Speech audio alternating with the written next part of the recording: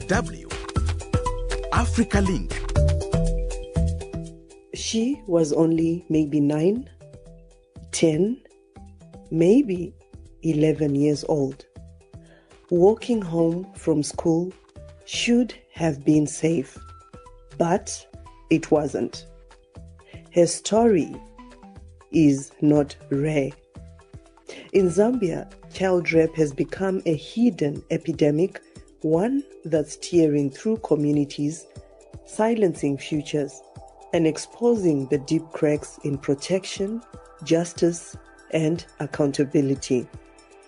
In today's episode, we confront the painful reality of Zambia's child rape crisis, the victims, the silence, the systems failing them, and the people fighting back. That's what's coming up. Stay tuned. My name is Josephine Mahachi. Welcome to Africa Link, the podcast that connects you to the stories that matter from Africa. Africa Link, every weekday here on DW. Zambia is grappling with a disturbing rise in gender-based violence GBV cases. According to the Zambia Police Service, over 10,700 gender-based violence cases were recorded in the third quarter of 2024, marking a 3.3% increase compared to the same period in 2023. Sexual abuse cases accounted for 956 incidents, with 71% involving child defilement.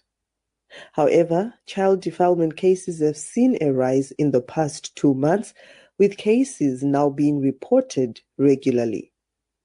Some children, including babies, are reportedly being sexually molested by biological parents, including relatives. So what is causing this, and how is Zambia tackling the problem? Joining me for this very sad discussion is Beauty Katebe, Board Chairperson for the Non-Governmental Gender Organizations Coordinating Council in Zambia, and DW correspondent in Zambia as well, Kathy Short. Just a warning to some of you, our listeners, this episode might also contain some very disturbing statements or very disturbing words. We'll start with you, Kathy, as our eyes and ears on the ground. If you can just tell us how serious the situation for official reporting, any statistics on the trend of child defilement and gender-based violence in Zambia. Well, the official reports from the Zambia Police Service are shocking, and everyone is talking about this issue. It's almost like we are in a different country, and it's actually taken a new twist to gender-based violence because children are involved, and even guardians that are supposed to look after these children. We're talking about biological parents. It's really, really scary. And the police are saying that in 2024, 2,646 cases of child defilement were reported. So it remains a major concern, with 3,797 cases reported under the category of defilement, and also almost 500 rape cases, with 97% of the victims being female. So girls and women and even boys are not safe. That's a sad statement to hear coming from Zambia, Kathy. Now, Beauty, turning to you as an activist, if you can just also tell us your perspective. What are the factors contributing to the rise in child defilement and gender-based violence in Zambia? Thank you so much, Josie. I think there are a lot of factors contributing to what is happening as pertains to child defilement in Zambia. I will mention just a few. For example, we have the cultural norms, which are contributing to child marriage and increase the likelihood of rape and defilement are coming from that. In most cases, you find that those children that are married off early introduced and made to know things that they are not supposed to know at a very, very tender age. And also parents are getting into that, or because of maybe the second issue of poverty. Poverty levels are very, very high, and they think that maybe marrying off their children at tender age, they may get some income and earn a living from there. So it's quite difficult, and also poverty also has made the women to just remain in these marriages where they experience all such kind of things, where they even know that probably the husband has been abusing the children, and because they are poverty stricken and thinking that if I report this man to the police, then I will have no life anymore. So it's best I remain with my husband, and the children are getting abused without anyone in the neighborhood or the community knowing.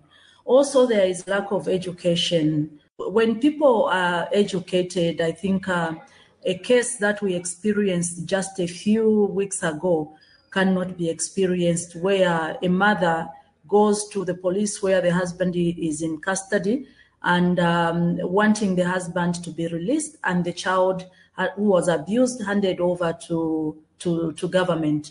All that is lack of education and all that. Also, a patriarchal society where females are viewed as less human, such kind of things, unemployment and all such kind of things, because most of our women are not employed, so they let certain things happen in their faces without doing anything about it. We also can look at the weak law enforcement on existing laws, as well as corruption at police stations. At times you find that someone has gone to report the case, and then the police would go to the perpetrator and ask for some money so that they can negotiate, so that they push for out-of-court settlement. So there are a lot of things, there are a lot of factors actually that are contributing to this. Also, substance abuse. Most of these boys are on drugs, so at times they do things out of just the influence of the substance abuse. But Betty, growing up as an African myself as well, we always knew that it's not just the parents or the mother or the father that takes care of a child, it's the whole community. But hearing this from you is quite sad, because it looks like now this is even now a community problem, not just even one family. Because if you see that your neighbor is having such a challenge, the wife is being battered or the children are being abused as a neighbor, I'm sure even if the wife is scared, you also have a role to play. Are we seeing this in communities in Zambia or not? It's not there anymore. That is the culture and tradition that we have lost, and we've completely lost that. Like you have said, when I was growing up personally, I would not stand on the street with a boy, because even when my mother is out, gone to the market, I was scared of my mother's neighbor to see me. And because when they see me, they will come and reprimand or do anything that is going to allow me or let me not to do such a thing anymore. But it's not there anymore. We've lost the neighborhood engagement. At times you find that neighbors do not even know each other. There is a big challenge on that one. People are living in isolation. And even when they see, even when they know, like children that are growing up in this day and age, you cannot go to them and tell them about a bad behavior that they are exhibiting. Otherwise, they will not tolerate that. Others will even answer rudely, and they are very sarcastic in such instances. All right. Now, turning to you, Kathy, just to find out also the same sort of question, if officials are able to explain why this worrying trend, and if there's been any response you've seen from the government trying to also ensure that this trend stops, and also even just to find out how Zambians are reacting to these cases of defilement and sexual abuse, especially involving the children. Okay, so we've heard from the Ministry of Community Development and Social Services Minister Doreen Mwamba, who said that she's deeply disturbed by the recent reports of horrific sexual abuse of children. And she cited the recent report of 3 minors who were allegedly defiled by their father in Lusaka, and another of a biological father who was caught raping his sick 7-year-old daughter in a cancer hospital, Josie. Just recently. These cases are continuously happening almost on a daily basis from different parts of the country. So we've seen the government reacting, that they are really disturbed and they are calling for continued protection of children. We've seen them close down some orphanages where there was some alleged sexual abuse, and also taking some measures to ensure that the children are really protected, including the women. But I think more needs to be done. We also heard from the Justice Minister, who is also a female, MP Kasone Zulu, Princess Kasone Zulu, on the floor of Parliament, addressing the male parliamentarians and telling them, why are you after our children? We are here as your age mates. Why are you going for our children? And she categorically mentioned on the floor of Parliament that what we are seeing is a total decay of morals in Zambia. I have never seen this kind of horrific sexual abuse in my entire life. And as a mother to 2 children, girl children, it's scary. So we are seeing those reports from government, but a lot more still needs to be done. And also, like Beauty said, the enforcement of the law. The laws are there. Let them be enforced. And then also the reaction from the community. People are horrified. This has been a continuous topic for the past few months now, and we thought, okay, it's just going to happen, maybe 1-2 cases. But Josie, every day there is a case of a woman or a child being raped. And what we are seeing now is that a lot of times you find that some women are even killed. We had a case on the Copper Belt in Zambia where a woman had told her husband that she didn't want the marriage anymore, and she issued him with a divorce petition to go to court. And the husband couldn't take that. He went and stabbed her 17 times. And as I'm speaking, the lady has died. We have children being infected with HIV/AIDS. We have this 7-year-old child that was infected by the father or a relative with HIV/AIDS. And that father has like 3 wives. So you wonder what is going on. And also we heard from the church, one of the church mother bodies, the Council of Churches in Zambia, the Secretary General, Father Emmanuel Chikoya, saying that also the increase in sexual boosters on the market, on the open market, is also leading to such situations. And they are calling for stiffer punishments for offenders.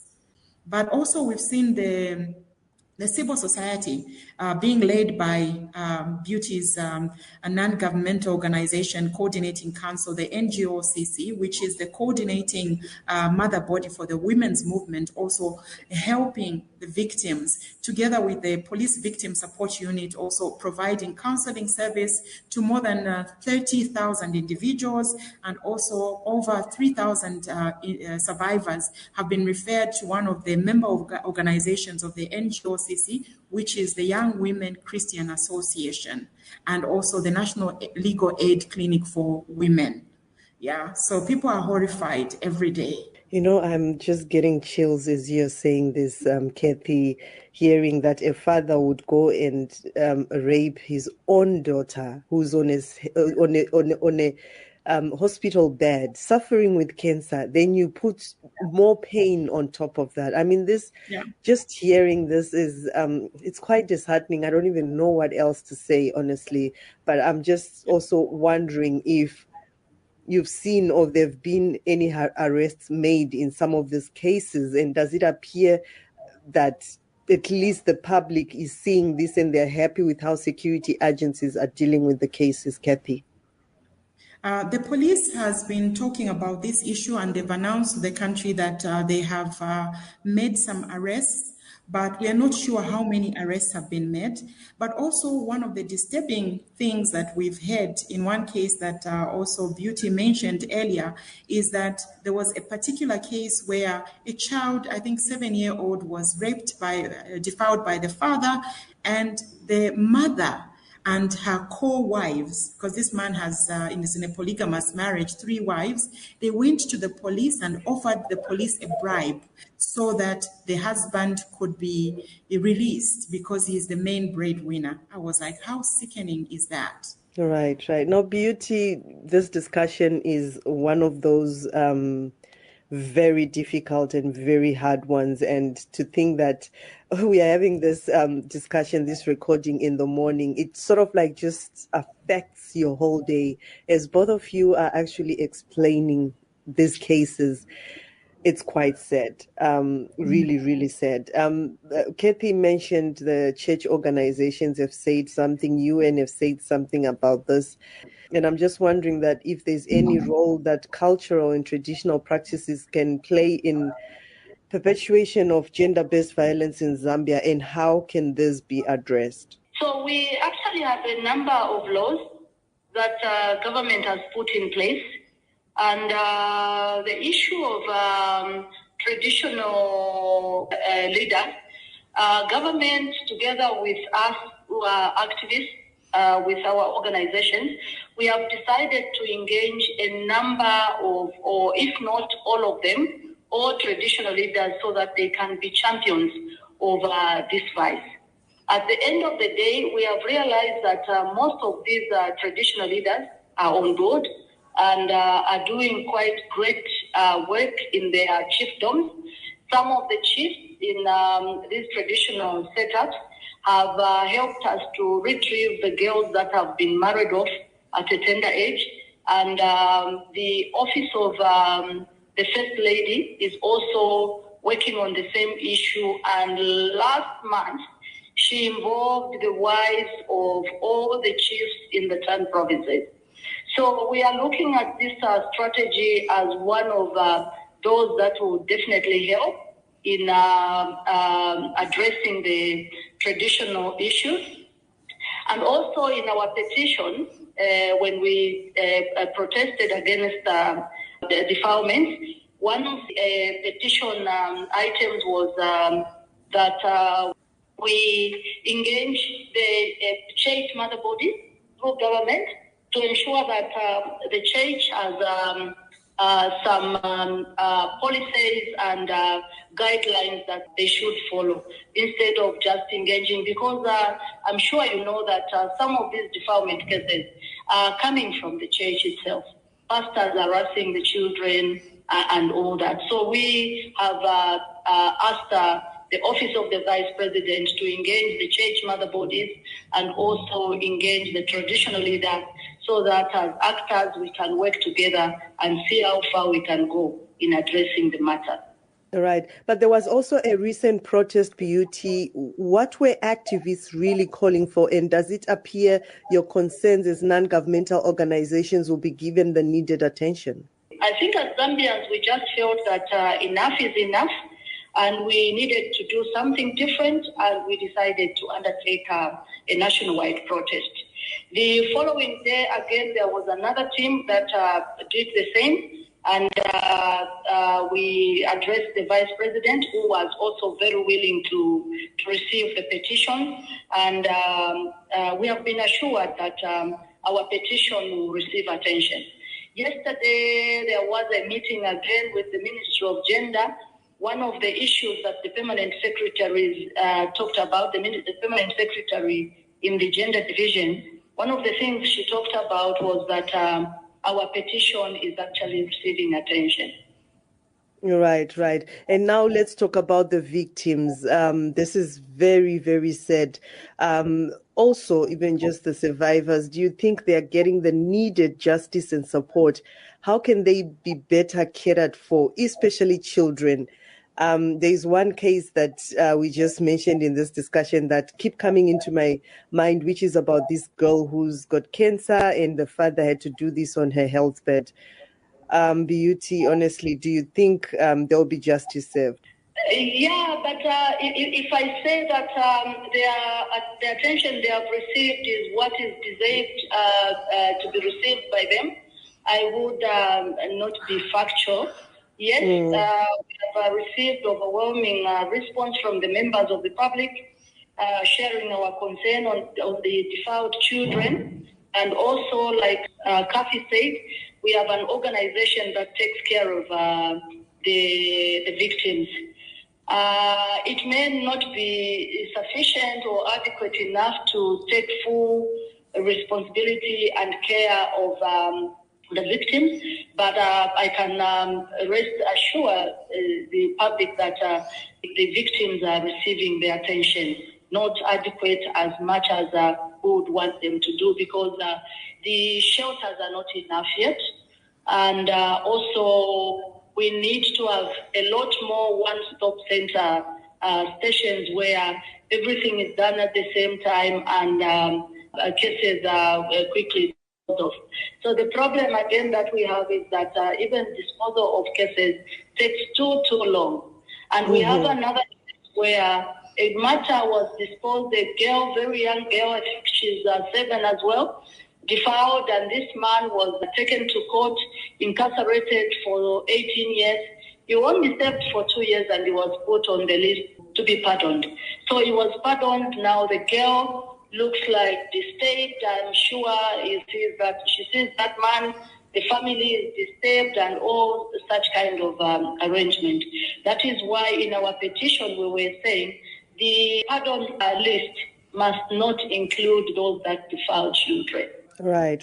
Now, Kathy, as we wrap up our discussion, do you feel like the media, local media in Zambia is doing enough to bring sensitization and awareness on this particular topic in the country? Yes, I think they must be applauded. They've done quite a lot, bringing out all these different issues. We've heard about them in the local media, and it's from one part of the country to another. It's not only Lusaka, so they're bringing to the fore all these different cases. And I think that is really, getting the attention of the nation, even on social media. This is the story of the moment for the last few months, like I said. And also we are getting to know more about the victims. And even in my own case, as we were also doing some recording for a video, we found some young girls that were gang raped, and they are ready to speak on camera and talk about their situation.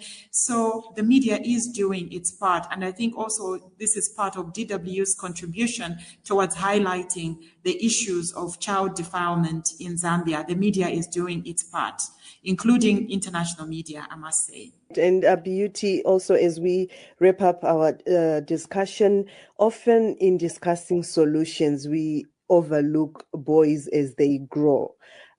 These are the boys that grow to become men who are doing such atrocities.